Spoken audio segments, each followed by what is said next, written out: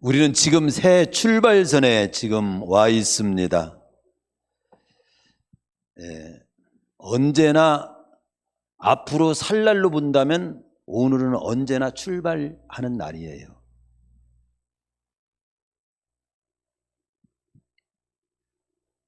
첫날이지요. 앞으로 살 날로 본다면, 지금까지 살아온 날로 본다면 오늘이 마지막이지만 앞으로 살 날로 본다면 오늘이 첫날입니다. 마르틴 루터는 그래서 하루를 살 때 오늘이 마지막인 것처럼 최선을 다하고, 또 앞으로 살 날을 생각하면서 오늘이 첫날인 것처럼 큰 뜻과 소망을 가지고, 큰 계획을 가지고, 하나님 앞에 대한 비전을 가지고 살라고 했습니다. 오늘 본문은 바로 그와 같은 말씀입니다. 출발선에 있는 우리가 어떤 자세를 지니고 살아야 할 건가, 어떤 자세를 지녀야 할 것인가. 달리기 선수가 스타트할 때 어떤 자세를 지녀야 합니까? 스타트할 때 이렇게 먼 산이나 쳐다보고, 그리고 자세도 흐트러지게 있습니까? 스타트할 때가 아주 중요한 거예요. 거기에서 얼마나 어떤 자세로, 어떤 중심으로 그 자세를 가지고 1분 1초를 먼저 하느냐에 따라서 다르고, 어떤 자세를 가지느냐 판가름이 날 때도 있어요. 그래서 출발선에 맞는 생각, 출발선에 맞는 태도 굉장히 중요합니다. 오늘 말씀 바로 이 올 한 해 출발선에 있는 우리에게 필요한 말씀, 또 일생에 대해서 오늘은 어떤 면에서 출발선에 있다라고 보고 남은 일생을 내가 어떤 자세로 살 것인가 하는 그런 쪽에 대한 말씀입니다. 삶에는 축복과 승리의 원리가 있어요. 그 축복과 승리의 원리는 다수결로 결정하는 것이 아니에요. 그냥 있는 거예요. 축복과 승리의 원리, 원칙이 있어요. 제가 읽은 책 중에 성공하는 사람들의 7가지 습관이라는 책, 여러분도 읽어보신 사람이 있을 것이고, 그 책의 서문에 그런 얘기를 써놨어요. 전부 눈을 감으십시오. 그리고 제가 하는 말에 한번 손을 들어 보십시오 하고 전부 눈을 감으라 이거예요. 눈을 감은 다음에 한번 오른손으로 당신이 생각하는 북쪽을 가리켜 보십시오. 우리는 눈을 감고 이쪽이 북쪽이죠. 딱 이렇게 가르치죠. 근데 어떤 사람은 이쪽이 북쪽인 것 같은데 이렇게 하죠. 다시 눈을 뜨십시오. 이쪽을 가리킨 사람이 많네요. 이쪽을 가리킨 사람이 적네요. 자, 북쪽은 많은 사람이 손들은 걸로 결정하겠습니다. 맞아요, 틀려요? 다수결로 북쪽, 남쪽을 결정하는 것이 아니에요. 그냥 북쪽은 북쪽이에요, 언제나. 남쪽은 언제나 남쪽인 거지요. 그와 같이 성공의 원리도 다수결로 결정하는 것이 아닙니다. 성공의 원리가 있습니다. 그 원리를 따르면 성공하는 것이고, 그 원리를 무시하면 성공하지 못합니다. 그 성공의 원리를 제가 책에서 제시하겠습니다. 성공의 원리 7가지 원리를 써놓은 거예요. 참 설득력이 있더라고요. 근데 그러기 전에 우리 주님께서도 어떤 길이 좋은 길인지, 그 좋은 길은 이미 어떤 길이 좋은지는 나와 있다. 근데 어떤 길이 좋은 길인지를 사람들은 대개 많은 사람이 가면 좋은 길인 줄을 알고 가는 경우도 있다. 또 적게 가는 하는 쪽이 또 좋은 길이라고 하는 사람 또 선택할 수도 있겠지. 사람이 많이 가냐 적게 가느냐로 좋은 길이 결정되는 것이 아니다. 넓은 길이냐 좁은 길이냐로도 결정되는 것이 아니다. 길이라고 하는 것은 끝이 어디로 연결되느냐, 결론이 어디로 결론 나느냐에 따라서 좋은 길인가는 결정나는 거다. 그것을 마태복음 7장 13절에서 14절은 말씀하죠. 생명으로 인도하는 길이 좋은 길이지, 많은 사람이 간다고 좋은 길이냐? 좁은 길로 가더라도 생명길로 인도하면 그 길이 좋은 길이지. 또 많은 사람이 또 가면서 생명길로 간다면 그것도 좋은 길일 수 있지. 중요한 것은 많은 사람이 가느냐, 사람이 적게 가느냐가 아니고, 넓은 길이냐 좁은가가 아니라, 기준이 되는 것이 아니라 결론이 어디로 연결되느냐가 좋은 길을 결정하는 요인이 되어야 한다. 너희들은 좁고 넓은 것을, 그런 걸 따지지 말고, 많은 사람이 간다고 같이 얼렁 그냥 덜렁덜렁 따라가지 말고, 그 길이 생명길인가, 그걸 생각해야 된다. 그래서 제가 목회자하고 말 한마디에도 하나님은 최종 결론을 좋게 하시는 분이니까 하나님이 인도하는 길이 최고 좋은 길인 줄로 믿습니다. 오늘 본문에서도 사도 바울은 우리가 이 인생은 마치 운동장에서 경기하는 선수와 같다. 선수가 경주하는 것과 같다. 그걸로 이렇게 설명을 해주는 겁니다. 신앙생활을, 그래서 인생이라고 하는 운동장에서 신앙의 경주를 어떻게 해야 할 것인지, 이 경주로 이렇게 비유해서 말씀해요. 사실은 여기 본문을 빌립보서 3장 12절에 14절만 제가 이렇게 주부에 올려놨지만, 고린도전서 19장 24절에서 26절도 함께, 27절까지도 함께 참조해서 같이 제가 본문을 같이 감동받고 선포를 하겠습니다. 거기 고린도전서 9장 24절에서 26절을 좀 읽어드릴게요. 그 본문, 이 본문도 함께 지금 같이, 같은 맥락이 같기 때문에 같이 이렇게 함께 말씀을 전파하도록 하겠습니다. 거기 고린도전서 10장 9장 24절은 이렇게 나옵니다. 24절에 27절. 운동장에서 다름질하는 자들이 다 달릴지라도 오직 상을 받는 사람 한 사람인 줄을 너희가 알지 못하느냐? 너희도 상을 받도록 이와 같이 다름질하라. 이기기를 다투는 자마다 모든 일에 절제하나니 그들은 썩을 승리자의 관을 얻고자 하되 우리는 썩지 아니할 것을 얻고자 하노라. 그러므로 나는 다름질하기를 향방 없는 것 같이 아니하고 싸우기를 허공을 치는 것 같이 아니하며 내가 내 몸을 저 복종하게 함은 내가 남에게 전파한 후에 자신이 도리어 버림을 당할까 두려워함이로다. 여기도 운동장에서 다름질하는 그런 걸로 이렇게 표현을 했고, 지금 빌립보서에서도 표대를 향하여, 부름의 상을 위하여 달려가는 모습으로 우리 인생길을 어떻게 가야 할 것인지를 설명해 주고 있습니다. 철학자 피타고라스도 항상 제가 그 말을 소개하지만, 피타고라스는 이 세상에서 가장 중요한 일은 어떤 거냐, 바로 한 번의 인생을 어떻게 살아야 하느냐를 가르쳐주는 일보다도 중요한 일 없다고 했어요. 그런 면에서 신앙생활이라고 하는 것은 딴 게 아니에요. 성경 66권의 말씀을 통해서 한 번의 인생을 어떻게 살아야 하는지를 알려주는 게, 알려주는 말씀을 따라 사는 게 신앙생활이에요. 그보다 더 중요한 일이 없는 거지요. 하나님 말씀을 이 시간 받는 시간보다 그런 면에 더 중요한 시간이 없죠. 하나님의 말씀을 받을 때 대체적으로 롯의 사위는 농담으로 알았어요. 아까 기도하시는 권사님도 말씀을 받은 것을 붙잡고 기도했죠. 하나님을 제치고 살지 말라고. 농담으로 여기는 사람 하나님 제친 거지요. 또 말씀을 받지만 롯의 처는 뒤를 쳐다봤잖아요. 그러다가 소음기둥이 됐죠.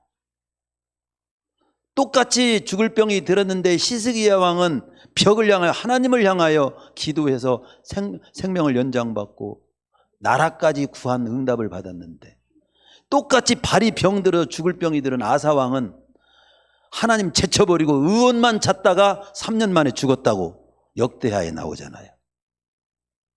하나님의 말씀을 앞세우고 인도받고 사는 삶이 이 땅에서 최고의 삶이고, 하나님 제치고 제 머리만 믿고 자기의 알량한 계산만 하고 사는 것은 똑똑한 것 같지만 어리석은 겁니다. 계산도 하고 노력도 하고 나름대로 하지만 하나님의 말씀을 인도받는 가운데서 그것이 속해 있어야지. 하나님의 말씀은 제치고 하나님 제치고 인본주의로만 사는 것은 결국은 끝이 허망합니다. 그리고 마귀에게 휘둘리는 인생이 될 수 있어요. 그리고 끝이 꽝일 수가 있습니다. 아니, 꽝이 되는 거죠. 그래서 전도서의 말씀처럼 헛되고 헛되니 모든 것이 헛되도록 끝나게, 헛되지 않도록 하기 위해서 우리 전도서 말씀도 듣고 지금 오늘 말씀도 우리는 듣는 거잖아요. 우리의 신앙 경주를 그러면 승리하게 하는 원리 원칙은 다수길로 결정하는 거 이미 있습니다. 오늘 말씀에서 그러면 찾아보도록 합니다. 첫 번째가 겁니다. 오늘 첫 번째 우리에게 주어지는 말씀은, 신앙의 경주는 내 인생길에 있어서는 내가 달려가야 할 인생길의 목표가 바르고 분명해야 한다고 말씀합니다. 지금 12절에서 그의 삶의 목표가 무엇인지를 밝힙니다. 사도 바울은 오직 내가 그리스도 예수께 잡힌 바 된 그것, 오직 내가 그리스도 예수께 잡힌 바 된 그것. 13절에서는 앞에 있는 것, 14절에서는 표대, 고린도전서 9장 20절에는 다름질하기를 향방 없는 방향이 분명히 방향을 바로 정하고, 그러니까 달리는 선수에게 있어서 출발선에 딱 지금 스타트 하려고 할 때, 출발선에 있을 때, 또 경기를 시작할 때 달리는 선수 제일 중요한 것이 뭡니까? 무엇을 위하여 어디를 향해서 뛰는지, 방향, 목표, 이것이 바르야 되는 거예요. 어쩌다가 그런 경우 있어요. 달리기를 하는데 운동이 그전에 운동이 오면 마음은 급하지 다리는 짧아갖고 안 뛰어지지, 1등은 하고 싶지, 가운데로 질러서 가는 사람이 있어요. 그리고 어떤 사람은 눈 감고 뛰는 사람이 있어요. 그러면 1등 못해요. 뛰어봤자 소용없습니다. 땀 흘려 뛰어도 소용없어요. 향방이, 방향이 제대로 된 방향을 잘 우리는 그 방향이 중요하고요. 그 목표점을 정확히 볼 수 있어야 돼요. 목표점. 근데 여기서 오직 내가 그리스도 예수께 잡힌 바 된 그것, 그 말이 뭔가? 사도 바울이 하나님이 예수께 잡힌 바 된 그것이 나의 목표입니다. 내 방향입니다. 내가 달려야 될 목표점입니다. 그 내가 그리스도 예수께 잡힌 바 된 그것이 뭐예요? 그것은 뭡니까? 이 바울이 지금 주님께 잡혔다는 표현이거든요. 주님이 어느 때 잡혔어요? 원래 바울이 원래 유대교 신자 아닙니까? 오직 하나님만, 유일한 하나님만 섬기는 자입니다. 그런데 예수 믿는 사람들이 예수님을 하나님이라고 하는 거예요. 그러니까 이것은 하나님에 대한 모독죄다. 그래서 예수 믿는 사람들을 잡아주기 전에 앞장선 사람입니다. 그런데 그가 다메섹 도상에서 예수 믿는 사람들을 잡으러 가는 일에 공문받고 잡으러 가는 길에 부활하신 예수님을 다메섹에서 현장에서 만난 거죠. 거기서 완전히 거꾸로진 것이고, 바로 예수님 그분이 자기가 섬기는 그 하나님의 바로 본체와 똑같은 분이고, 그리고 자기를 죄에서 구원할 메시아가, 구약에서부터 그렇게 대망했던 메시아가 바로 그분이 메시아고, 나를 영원히 구원할 구주가 된다는 사실을 완전히 깨닫게 된 거예요. 거기서 잡힌 겁니다. 그리고 내가 잡은 것이 아니라 하나님께 붙잡힌 거예요. 그리고 내가 너를 예수님이 메시아고 구주라는 사실을 만방에 전하는 일에 너를 내가 쓰겠다는 사명을 받은 거예요. 그것을 알았을 때 완전히 그는 뒤집어진 거예요.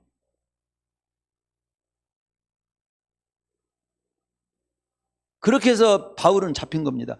그래서 자기는 구원받은 그 감격과 자기에게 맡긴 사명을 성취하는 일을 위해서 그것이 나의 목표입니다. 그리고 일생을 살아요.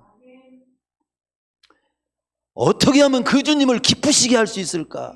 그게 목표였어요. 그 다른 쪽에서는 또 다른 면으로 그의 목표를 다르게 표현하기도 합니다. 에베소 4장 13절에서는 우리 모든 그리스도인들은 그리스도의 장성한 분량이 충만한 데까지 이르는 것이 우리 목표여야 된다. 거기 그렇게 나오죠. 에베소 4장 13절 우리가 다 하나님의 아들을 믿는 것과 예수님을 믿는 것 그리고 그 예수님에 대해서 아는 일에 하나가 돼서 그 예수님을 믿고 아는 자로서 온전한 사람을 이루어서 그리스도의 장성한 분량이 충만한 데까지 이르게 하라. 여기 장성한 분량이라는 말을 많이 읽지만 이 말이 무슨 말이냐면요, 이 장성한이라는 말은 텔레이오스라는 헬라어로 쓰여 있습니다. 완성된, 성숙한 이런 뜻이 있어요. 그러면 장성한, 완성된, 성숙한. 이 분량이라는 말은요, 이게요 헬라어로 보면요 기준이란 뜻이에요. 기준, 표준 그런 뜻입니다. 그러니까 완성된 기준, 성숙한 기준. 그러니까 그리스도를 닮아서 인격과 믿음과 삶이 온전히 성숙해져 있는 상태, 온전히 성숙해 하는 상태를 그런 상태에 이르기를 우리는 목표 삼고 살아야 된다. 우리 그리스도인들의 목표는 단순히 구원만 받는 데 있지 않고 그리스도의 장성한 분량, 즉 교회와 성도가 그리스도를 닮아서 성숙한 상태에 이르기를 목표 삼고 살아야 된다. 그리스도의 형상, 주님의 온전하심, 마태복음 5장 18절에서도 우리 주님께서 하늘에 계신 너희 아버지 온전하신 것 같이 너희도 온전하라. 나는 구원받았어. 천국만 받았으면 나는 이제 됐어. 마음대로 살 거야. 그렇게 살으라고 하지 않았어요. 구원받았지? 구원받은 자답게 살기를 힘써. 하나님 아버지의 온전하심 같이 다른 사람하고 비교해서 나는 저 장로보다는 나 교만 떨지 말고 나는 누구와는 다르다 이렇게 쉽게 판단하지 말고 우리의 목표는 사람이 아니에요. 비교 대상이 사람이 아닙니다. 주님이 목표예요. 장성한 분량이라고 하는 건 성숙한 기준을 말하는 것이고 그리고 우리의 목표는 주님이라는 것이고 그분의 성품을 담고 그분의 사랑을 닮아가는 그것을 목표 삼고 살으라는 거예요. 나에게 맡긴 사명을 다 하는 걸 목표로 삼고 살으라는 그 좀 포괄적인 뜻이 있죠. 어떤 면에 궁극적인 목표입니다. 올해 여러분들은 목표 나 1억 버는 거야. 그 다음 빚 갚는 거야. 몸 튼튼히 해서 나는 70kg 근육맨으로 만들 거야. 나는 여자들은 50kg 나는 45kg 몸을 다이어트 할 거야. 좋은 목표들입니다. 그러나 그것들은 이 땅에 사는 동안 부수적인 목표들입니다. 그 모든 목표들의 궁극적인 목표는 그리스도를 닮는 거, 장성한 분량에 이렇게 성숙하기를 도전하는 거, 나에게 맡긴 사명을 감당하는 거, 이것이 되어야 된다는 거죠. 궁극적인 목표가 다 똑같이 있어야 되고요. 그 다음 부수적인 목표도 여러분이 세워서 살으라고 하는 것이 성경에서 보여주는 것이지 궁극적인 목표는 없이 이 땅의 목표만 가지고 살면 안 되고 이 땅의 목표도 없이 사는 사람은 더 말할 것 없이 형편없이 사는 겁니다. 형편 있게 살아야지 형편 없이 살면 안 된다고 성경은 분명하게 말씀합니다.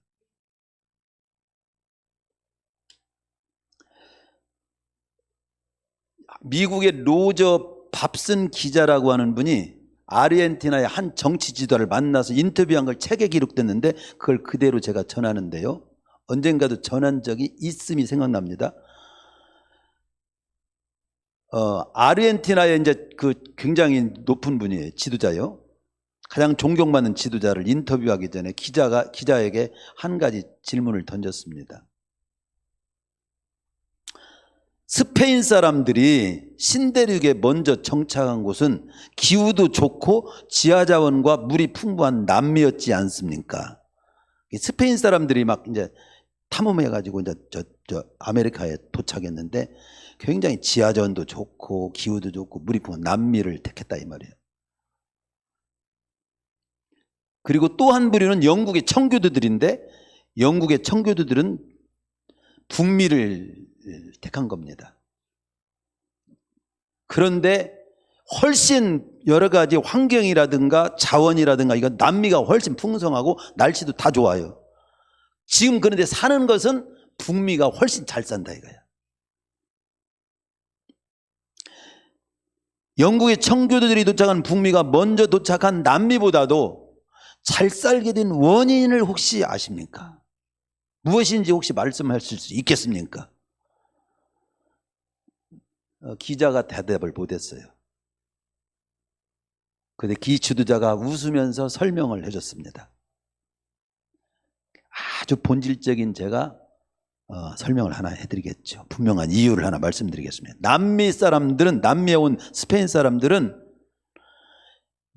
원래 목표가 뭐냐면 황금을 구하러 돈이 목적이었습니다. 한마디로 황금을 구하러 그 땅을 찾은 겁니다. 그러나 북미는 목적이 달랐습니다. 영국의 청교도들이 하나님을 마음껏 섬기면서 살고자 하는 신앙의 자유를 찾아서 온 겁니다. 바로 여기에 근본적인 차이가 있죠. 이렇게 대답을 해주더랍니다. 하나님을 마음껏 섬기고 싶어서 찾아온 청교도들은 결국은 보니까 신앙도 얻고 하나님도 얻고 돈도 얻은 거예요. 그런데 신앙 없이 하나님을 제치고 황금만 찾아간 스페인 사람들은 신앙도 못 얻고 결국 돈도 못 얻었다. 역사의 이게 증언이에요. 저는 이 글을 보면서 마태복음 6장 33절을 다시 줄을 그었습니다. 내 인생, 우리 교회, 우리 성도들은 먼저 그의 나라와 그의 의를 구하면서 사는 방향으로 간다. 그것이 이 땅도 잘 살고 영원히 잘 사는 그 태도다. 자세다. 그것을 제가 체크해놨습니다. 올 한해 나는 무엇을 귀히 여기며 앞세우며 살 것인가. 출발선에서 이것이 정립되지 않는 한 해를 갖다가 까먹거나 잘못 살거나 아니면 잘 살거나 결판이 날 겁니다. 우선은 모르지요. 하나님이 기뻐하시는 삶을 살기를 힘쓰다가 하나님도 얻고 돈도 얻는 길을 가겠는가? 하나님 없이 돈만을 추구하다가 하나님도 잃고 돈도 잃는 그런 길을 가겠는가? 여기서 결정해야 돼요. 말씀을 거달로 들으면 안 돼요. 우리 성도님들의 올 신앙생활의 목표는 무엇이며 어디에 두고 있습니까? 바로 이 첫 마디 목표, 바로 이 목표를 믿음 안에서 우리가 달려가야 할 인생길은 목표가 아주 분명하고 파래한다. 이거 잊지 마세요. 두 번째는요, 오늘 우리 그 신앙의 경주는 제가 주부에다도 기록해놨죠. 그 세운 목표 달성을 위해서 그냥 그 길을 갈 수 있는 게 아니에요. 대가를 지불할 수 있는 각오가 있어야 됩니다. 대가를 지불하는 삶을 살이함을 잊지 말으라고 써놨죠. 그걸 여기 본문에 나옵니다. 12절 13절 형제들아 나는 아직 내가 잡은 줄로 여기지 아니하고 오직 한 일을 즉 뒤에 있는 걸 잊어버리고 앞에 있는 걸 잡으려고 표대를 향하여 그리스도 예수 안에서 하나님이 위에서 부르시는 부름의 상을 위하여 달려가노라. 옛날 개혁성경은 쫓아가노라. 지금 개정개혁에서는 달려가노라. 달려간다는 말, 쫓아간다는 말로 써 있습니다. 원어가 더 정확하겠죠. 그런 면에서 원어를 좀 소개하면 이 달려간다라고 하는 말은 헬라어로 디오코라는 말을 써요. 디오코. 디오코. 이 디오코라고 하는 단어를 좀 더 어떤 단어냐면 쉬운 말로 열심히 막 분투하는 거예요. 육상 선수가 막 달리기를 100m 달릴 때 그 생각 표정이며 뭐 태도며 달리기 막 보세요. 다른 일제 쳐다보지도 않고 막 그 결승선만 향해서 막 마지막에 막 한 반발의 차로 1, 2등 결정될 때 누가 더 가슴을 먼저 내미냐 막 이걸로 막 결정될 때 그 표정, 그게 디오코예요. 그 자세가 디오코입니다. 완전히 죽을 힘을 다해서 마음을 확 부리는 거예요. 제가요, 저 자신도 그렇고 여러분도 뭐 삶을 보면서 제가 보는 건 뭐냐면 어떤 일을 할 때 마음을 확 부린 사람하고 마음이 반절할까 말까 걸친 사람하고 확실히 달라요. 할 바에는 마음을 완전히 부리십시오. 안 할 바에는 아예 빼세요, 발을. 그게 시간 낭비하지 않고 심 낭비하지 않아요. 우리가 주님을 향해서 목표 방향을 정했으면 마음을 부려서 한번 살아보겠다는 이 자세가 굉장히 중요합니다. 제가 TV를 보다가 언젠가 메모를 해놓은 것이 뭐냐면요, 그 핵주먹이라고 일컫는 권투 선수 마이클 타이슨 선수, 남자들은 다 알아요. 옛날에 기밀 박치기 막 그거 우리 어렸을 때 그거 보려고 아주 막 학교 수업도 빼놓고 막 보고 싶어. 막 기밀이 한 방에 탁 받으면 그냥 KO여야 얼마나 통쾌한지 그런 거 있잖아요. 근데 어쨌든 마이클 타이슨 선수의 일대기를 TV에서 본 적이 있습니다. 20년 11월 15년 만에 복귀 전무승부가 아니고 전무승부 그리고 110억 원을 그 당시 벌었어. 110억 원. 아니, 지금도 한 번 이게 이 주먹 한 대가 1억이야. 1억을. 그런 돈을 벌었는데요, 거기에서 인터뷰에서 아주 그분이 이런 말을 했어요. 자신의 승리와 명예와 돈을 부러워하는 자는 참 많습니다. 그러나 자기와 같은 가혹한 훈련을 하라고 하면 할 자는 과연 몇 명이나 있을까요? 아무도 없을 거요. 이런 말을 하는 것을 봤어요. 많은 사람이 무언가를 얻기는 바라고 이루기를 바라고 누리기는 바라지만 그것을 얻기 위해서 치러야 할 대가는 지불하기는 싫어하는 것. 엄두를 내기를 싫어합니다. 아니하고 하기 쉬운 곳에는요, 되게 감동이 없고요, 별 볼 일 없는 것들이 많아요. 엄두를 내야만이 하는 것들은 되게 가치 있고 귀한 일들이 많아요. 오늘 새벽에 저는 산책을 항상 새벽에 새벽기도 마치고 합니다. 그런데 오늘 추니까 가지 말라고 어느 분이 자꾸 그러더라고요. 그래서 얼마나 추운가 한번 확인하기 위해서도 한번 가보겠다고. 실제로 나서니까 안 추워요. 별로예요. 엄두를 내보세요. 작은 일에서부터 큰 일, 이게 좋은 일이고 가치 있는 일이고 더더군다나 주님이 기뻐하시고 알려주는 일이라면 엄두를 내세요. 꼭 주일 낮 예배를 참석하고 수요일 예배도 가야 되고 금요기도도 하고 새벽기도 해야 됩니까? 한번 해보세요. 적어도 분명한 것은 안 하는 사람보다 하는 사람이 낫다는 것이 분명한 것은. 왜 이렇게 예배 순서는 받고 이거 죄송합니다. 여기에 여러분들 이것 가지고도 여기에 선한 청지기로서 각각 은사를 받은 대로 하나님의 여러 가지 은혜를 받은 선한 청지기같이 서로 봉사하십시오. 이 말씀을 제가 주일날 선포하고 이걸 구체적으로 적용하는 걸 한번 여러분들이 체크하면서 한번 도전해 보십시오 하고 이걸 줬는데 부담되지요. 부담될 수 있어요. 여기 할 수 있는 만큼 도전해 보라는 거예요. 하나는 시간 문제입니다. 1번 주일 성수를 비롯해 모든 예배는 시간 문제고, 그 다음 소득 중에서 이렇게 교회의 모든 일들이 아름답게 이루어지도록 헌금도 한번 기쁜 마음으로 여러분 자신 생각하고, 이것은 내게 주어진 물질에 관한 문제고, 그리고 지구촌의 모든 영혼들이 구원받도록 선교와 전도한 일에 힘써, 이건 영혼 전도고 영혼 구원에 관한 거고, 네 번째는 내게 주어진 재능과 은사, 이건 나에게 주어진 재능, 시간, 물질, 그리고 재능, 이것을 하나님 앞에서 아름답게 한번 이 교회 안에서부터 내어드리는, 그걸 한번 하면서부터 삶을 이렇게 잘 살아보려고 노력해 보십시오. 부담 가질 일이 아니에요. 이게 이게 강요하는 것도 아니잖아요. 하나님 말씀 따라 여러분이 복되게 사랑을 제시한 거잖아요.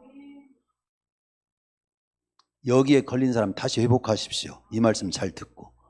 그리고 걸리지 마세요. 기꺼이 믿음으로 마음을 부려서 해보세요. 여러분들이 목회자나 하나님이 여러분을 사랑해서 말씀하시지, 하나님은 심판을 말씀하시는데도 심판이 좋아서 말씀하시는 거예요. 구원을 강조하기 위해서 심판을 말씀하세요. 하나님은 평가를 좋아하시는 분이 아니에요. 상급 주기를 원하시고 위로해 주시기를 원하시고 눈물 닦아 주시기를 원해서 상급이라는 말도 있지. 그런 거예요. 목회자가 일은 강하게 할 때도 있고, 이런 말씀도 절 할 때는 다 여러분 잘 뛰고 잘 하나님께서 잘 살고 복되게 살으라는 말씀으로 다 믿고 받아들이면 다 은혜예요. 그런데 왜 이렇게 부담되게 저런 말씀을 저는 부담 안 되는 말씀 한번 전해볼까요? 그냥 푹 주무세요. 노르세요. 하고 싶은 대로 살으세요. 지옥 가면 가지요. 그렇게 할까요? 아니잖아요. 그래서 권투 선수, 마이클 타이슨 선수의 말도 뭔가 자기의 그 승리는 이게 보통 그냥 만들어진 것이 아니구나. 피나는 어떤 훈련, 뼈를 깎는 연습, 이런 것들이 받침이 돼. 욥기 23장 10절에서도 욥도 그러잖아요. 나의 가는 길을 오직 그가 아시나니 그가 나를 단련하시면 내가 정금같이 나오리라. 이게 단련 과정이 없이 정금이 나올 수는 없어요. 계시록 1장 15절, 전 계시록 읽다가 해도 그런 쪽이 눈이 들어요. 풀무에 단련된 빛난 주석. 우리 주님의 모습을 표현할 때 풀무에 단련된 빛난 주석 같은 모습으로, 이걸 보면서도 풀무에 단련되는 과정이 없이 빛난 주석이 될 수는 없어요. 예. 싸움 중에 최고의 싸움은요, 자기와의 싸움이에요. 자기와의 싸움. 자기와의 싸움에서 착착하게 할 수 있는 사람이 다른 사람과의 싸움에서도 멋있게 승리할 수 있어요. 영적인 세계, 신앙의 세계도 마찬가지입니다. 주님이 원하는 삶을 살기 위해서 매일 뜨겁고 강력하게 자기 훈련을 해야 합니다. 사도 바울은 어떻게 고백합니까? 고린도서 15장 31절이면 나는 날마다 죽습니다. 내가 살아서는요 승리하지 못해요. 이중표 목사님도 이 말씀, 날마다 죽는다, 내가 그리스도와 함께 십자가에 못 박혔다니 그런즉 이제는 내가 산 것이 아니오 오직 내 안에 그리스도가 사신 것이라. 이 갈라진 말씀, 그 말씀 붙잡고 목회를 갖다가 별세의 목회라고, 나이가 죽는 목회야. 내가 살으니까 목회가 안 되는 거예요. 내가 살으니까 성도하고 관계도 항상 다툼이 있는 거예요. 내가 살으니까 집안도 불장이 항상 꺼지질 않아. 내가 딱 죽으면 조용해요. 그러나 죽는다는 말은 날마다 나의 안 좋은 모습을 복종시키는 거죠. 그래서 여러분 고행을 하는 뜻은 아니에요.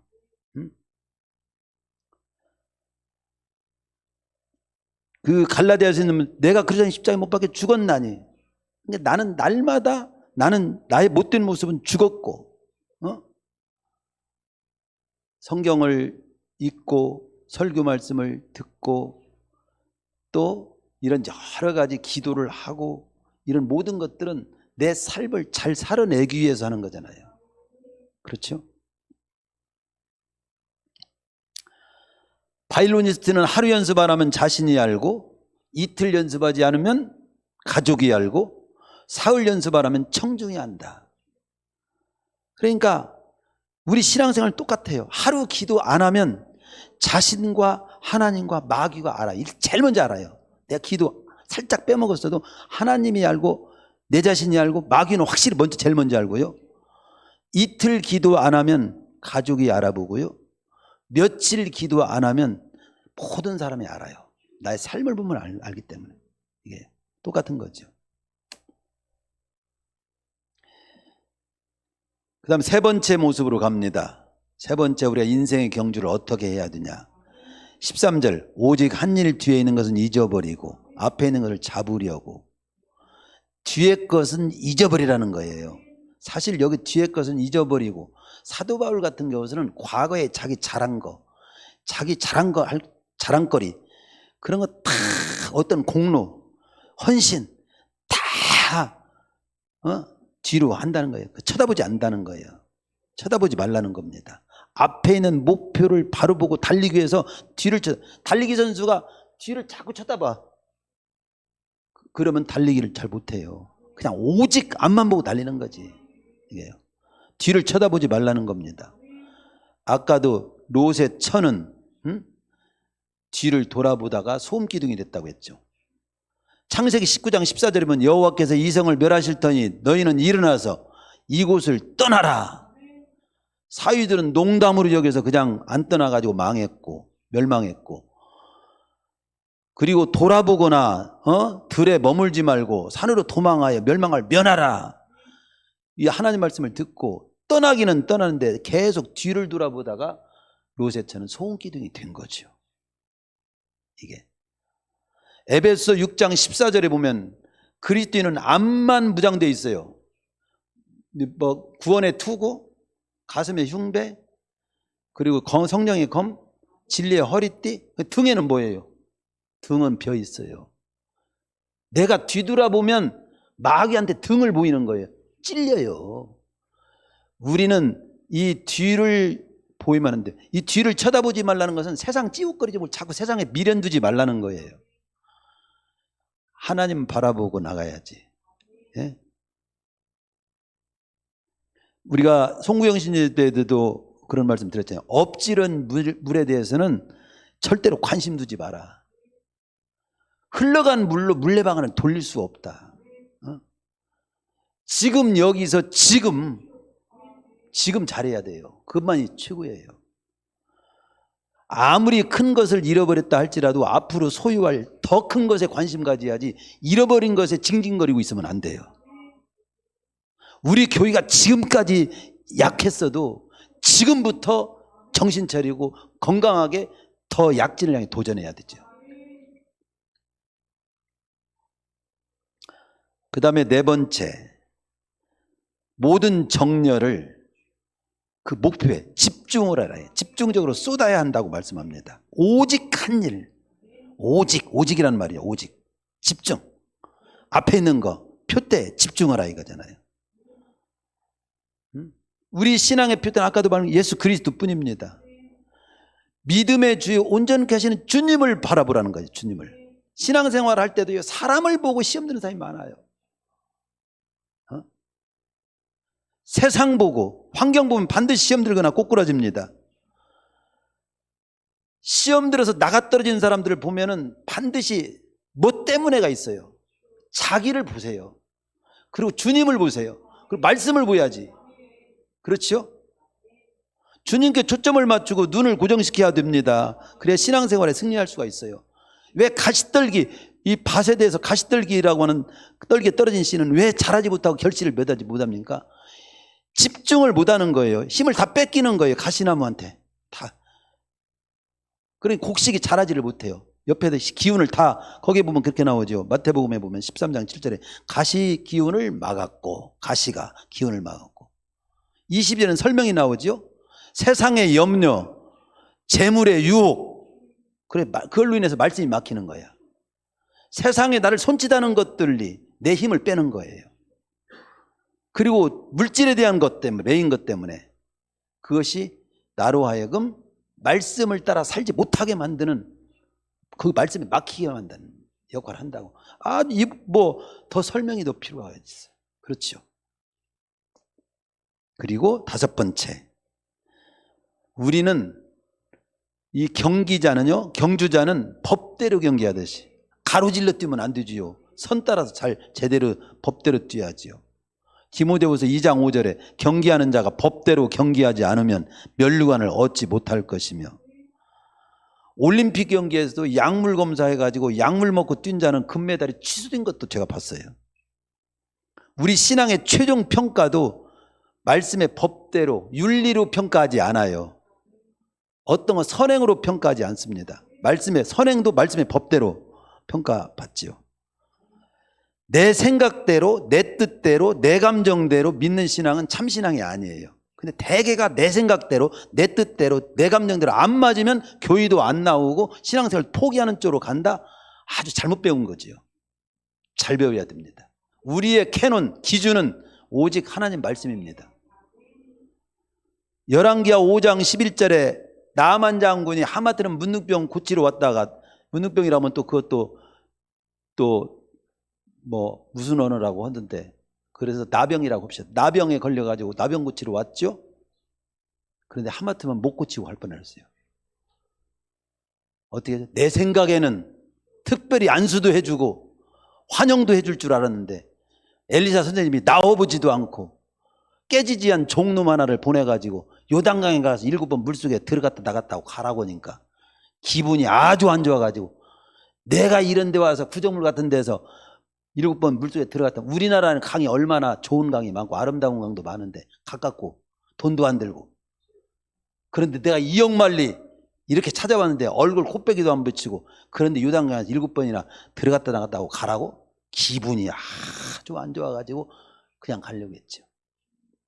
그런데 윗사람이 좀 부족한 생각을 하면 아랫사람이라도 좀 지혜롭고 현명하고 똑똑해서 그러면 안 되죠 하는 사람이 있어야 되는데, 같이 덜렁덜렁 따라다니기만 하면 다 망하는 거죠.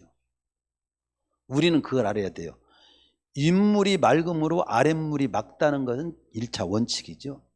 그러나 아랫물이 맑게 살음으로 윗물이 맑다는 걸 증명해 주는 것도 아랫사람이 할 일이에요. 성도들이 똑바로 생활하면, 그 교회 목사님이 얼마나 잘 가르쳤으면 저렇게 중원교회 나온 성도들은 삶이 그렇게 알빵지고 야무지냐? 이렇게 말을 듣는. 근데 아무리 잘 가르쳐도 나가서 깽판 부리고 엉뚱하게 살면요, 대체 중원교회는 그 목사님이 뭘 가르치길래 그 교회에서 나온 성도들은 그렇게 개판이냐? 그렇게 되는 거죠. 그러나 다 똑같이 잘 살아야겠죠. 우리는 잘 깨달아야 돼요. 요한복음 9장 1절에 날 때부터 맹인된 사람도 7절에 보면 이르시되 실로암 못에 가서 씻으라 해가 가서 씻고 밝은 눈으로 왔어요. 하나님, 그게 말 같지도 않은 것지만 하나님 말씀이면 되는 거예요. 말씀대로. 출애굽기 15장 32절에서 보면 홍해에서 사흘길을 걸었는데 물을 못 먹게 돼요. 근데 물이 있는 걸 하나 발견했는데 말하라고 해요. 쓴 물이 먹지 못하는 물이지 한 번. 그러니까 모세가 기도했죠. 하나님이 또 응답이 떨어졌습니다. 그에게 한 나무를 가리키시니, 그 나무가를 가리키는 나무를 꺾어서 던졌더니 물이 바뀌었어요. 달아졌어요. 그걸 먹게 됐잖아요. 지시한 대로. 구원은 오직 예수 그리스도. 하나님이 그 지시. 예수라는 말이 뭡니까? 마태복음 1장 21절 자기 백성을 죄에서 구원할 자라는 뜻이에요. 그리스도가 뭔 말입니까? 지정했다는 뜻입니다. 하나님께서 구원자로 지정해 주신 분은 오직 예수입니다. 사도행전 4장 12절 천하인간의 구원 얻을 만한 예수님은 주신 일이 없어요. 그런데 무슨 불교? 엉터상도 없는 소리 하지 마세요. 기도 응답을 누가 받습니까? 하나님 아버지만 기도 응답을 받아요. 성모 마리아 기도 안 됩니다. 그분 이름으로 기도하면 안 돼요. 천주교에 바로 그런 점도, 성모 마리아가 신으로 섬기는 거 아주 잘못된 겁니다. 신부님들도 잘 아셔야 돼요. 이 설교를 혹시 들으신다면 그거 확실한 거잖아요. 성모 마리아가 어찌 승천했습니까? 성경 66권 어디 승천했어요? 승천주일이 있죠. 이거 틀린 거 쳐내야 됩니다. 아닙니다. 마리아도 똑같은 우리 인간이고 단지 예수 그리스도를 잉태한 일에 쓰임받았다는 때문에 참 귀한 분이죠. 우리 똑똑히 알아야죠. 말씀 6번째는 신앙의 목표를 이루기 위해서는 절제 있는 삶을 살아야 된다. 고린도서 9장 25절은 이기기를 다투하는 자마다 모든 일에 절제하나니. 나무로 말한다면 가지치기예요. 가시덤불 같은 마음밭은 가시덤불을 쳐내는 거예요. 영양분 다 뺏기니까. 42km 달리기를 하는 마라톤 선수가 초반에 막 100m 달리기를 달리듯이 뛰면은요, 그 사람 못 뜁니다. 힘의 균형인 안배를 잘해야 돼요. 무절제한 사람이 절대로 승리할 수 없어요. 신앙생활 똑같아요. 나 하고 싶은 거 다 하고, 나 가고 싶은 거 다 하고, 나 할 것 다 하고, 나 입고 싶은 거 다 하고, 다 입고, 나 자고 싶은 잠 다 자고, 나 놀고 싶은 거 다 놀고, 하나님의 뜻대로 못 살아요. 그러나 24시간은 하나님의 뜻대로 살기에 충분한 시간이에요. 그걸 알아야 돼요. 마지막 7번째, 우리는 정말 주님이 주실 상급을 바라보는 그런 모습으로 인생 신앙 경주를 해야 합니다. 하나님은 우리를 진짜 우리의 노력과 땀이 헛되도록 방치하시는 분이 아니에요. 거기 14절에 하나님이 위에서 부르신 부름의 상을 위하여 쫓아가노라. 고린도서 9장 24절, 운동장에서 다름질할지라도 오직 상 얻는 자는 한 사람인 줄 알지 못하느냐. 너희도 얻도록이라고 해요. 너희도 이 한마디면 충분해. 너희도 그 상을 얻도록 이와 같이 다름질하라. 이걸 그대로 믿고 사는 사람이 구약에서는 모세예요. 모세. 믿음으로 모세는 히브리서 12장 24절 장성하여 바로의 공주의 아들이라 칭함을 거절하고 도리어 하나님의 백성과 함께 고난받기를 잠시 죄악의 낙을 누리는 것보다 더 좋아하고 그리스도를 위하여 받는 능욕을 애굽의 모든 부하보다 더 큰 재물로 여겼으니 이는 상주심을 바라봅니다. 상주심을 바라보고 모세는 자기 평생을 하나님을 위해서 백성들과 함께 그 길을 간 거죠. 신약에서 대표적인 건 바울이 그렇게 살았어요. 디모데후서 4장 7절에 8절 내가 선한 싸움을 싸우고 나의 달려갈 길을 마치고 믿음을 지켰으니 이제 후로는 나를 위하여 의의 면류관이 예비되었으므로 주 곧 의로우신 재판장이 그날에 내게 주실 것이니 내게만 아니라 주의 나타남을 사모하는 모든 자에게다. 히브리서 11장 6절에서도 하나님께 나아가는 자는 반드시 그가 계신 것과 또한 그가 자기를 찾는 자들에게 상 주시는 이심을 믿어야 할지니라. 고린도서 15장 58절 그러므로 형제들아 견고하며 흔들리지 말며 항상 주의 일에 더욱 힘쓰는 자들이 되라. 이는 너희 수고가 주 안에서 헛되지 않은 줄을 알미니라. 말씀 마칩니다. 많이 가진 것도 못 가진 것도 그 자체는 죄가 아니에요. 많이 배운 것도 못 배운 것도 그 자체는 죄가 아닙니다. 잘 사는 것도 못 사는 것도 그 자체는 죄가 아닙니다. 잘생긴 것도 못생긴 것도 그 자체는 죄가 아닙니다. 우리 인생길에서 가장 무서운 죄를 제가 하나 말씀드리면 마태복음 25장 7절 달란트를 땅에 묻어둔 사람처럼 우리 삶에 있어서 나의 삶에 가르쳐준 말씀을 최선을 다하지 않고 삶을 낭비하는 거예요. 올 한해 상을 얻으려고 결승점을 향해서 전력 투구하는 경주자처럼 인생길 신앙생활에 승리하시기를 축원합니다.